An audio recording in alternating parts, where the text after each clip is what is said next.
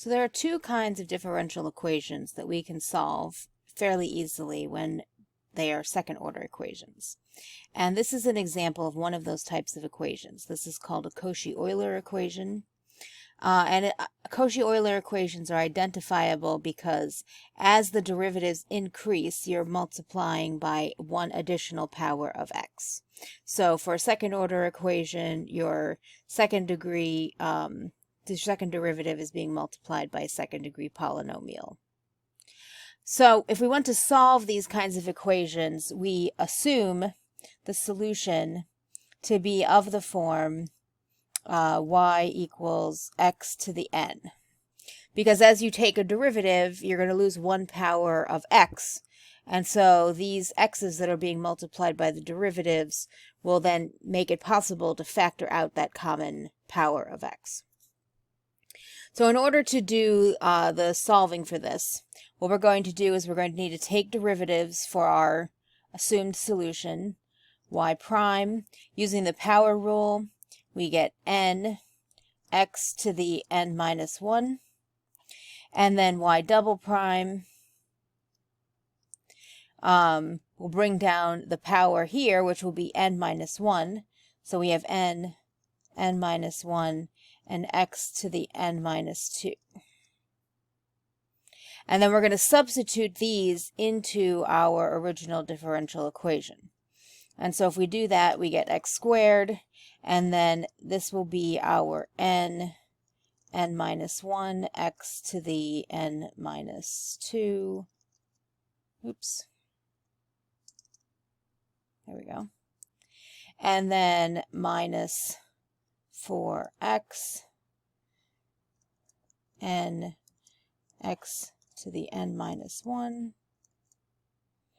and then plus 6 x to the n equals 0. Now, if we distribute our x squared to x to the n minus 2 and our x to the n minus 1, then remember we add exponents, so this will become x to the n, because n minus 2 plus 2 is just n, and n x to the n, because this is a degree 1, and if you add it to n minus 1, you just get n. And then we can factor out the x to the n. And while I'm doing this, I'm going to distribute here to save myself a step. N squared minus n minus 4n plus 6 equals 0. And x to the n squared minus 5n plus 6. Now, in order for this equation to be satisfied, it has to be satisfied all the time for all possible values of x. And so x to the n is only going to be 0, possibly if x is 0. Now, if n is negative, then it'll be undefined there, so that won't work. So we can't use the x to the n to make that a condition to be 0. So instead, what we get is this polynomial in n that has to be 0.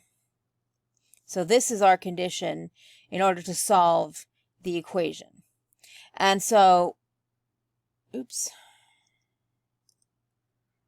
we're going to have to factor this.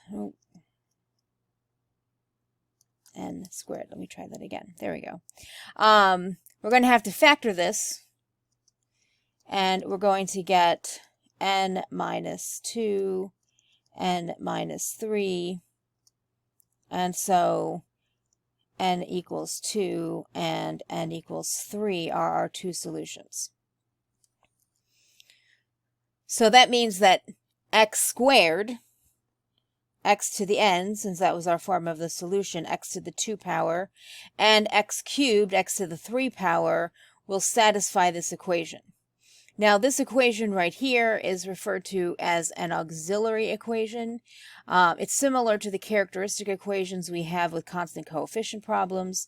But since this is a Cauchy-Euler and you can't literally pull the coefficients out of the equation, you have to modify this middle one.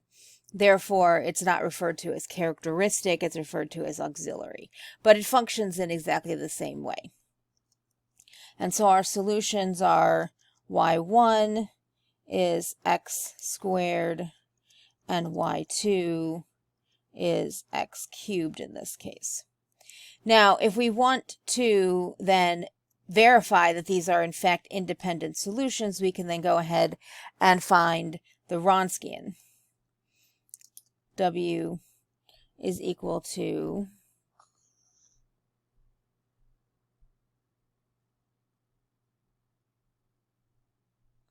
a matrix, a 2 by 2 matrix, that will contain our solutions and their derivatives. And then we find the determinant, x squared and 3x squared minus 2x times x cubed is going to be equal to 3x to the fourth minus 2x to the fourth, which is going to be equal to x to the fourth. Now, you may get a negative x to the fourth if you switch the order of the functions, if you put x cubed first and then x squared. The only difference will be that you get a negative x to the fourth, and this is never 0 unless x is 0. And we would want it to be identically 0 if the solutions were dependent, and we want it to be non-zero, which it is here, if the solutions are independent. And so we can verify then that our final solution is going to be of the form some constant times x squared plus some constant times x cubed. And if you want to further verify this, you can take the derivative 2 times and plug them into our original equation in order to verify that you do in fact get 0.